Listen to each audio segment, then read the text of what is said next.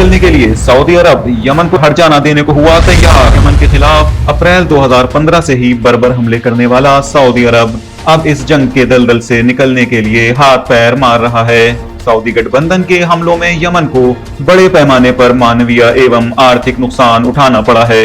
Saudi गठबंधन ने Yemen के ज्यादातर बुनियादी ढांचे को बर्बाद कर दिया है।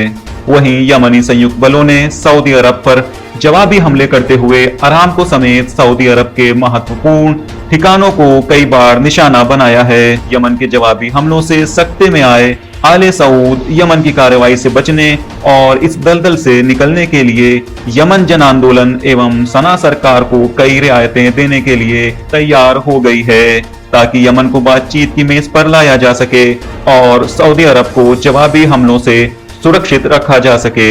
सऊदी लीग से बात करते हुए एक वरिष्ठ सऊदी अधिकारी ने कहा कि सऊदी युवराज मोहम्मद बिन सलमान सऊदी अरब पर यमन के जवाबी हमलों को रोकने और यमन को बातचीत पर राजी करने के लिए नई रियायतें देने के लिए तैयार हैं।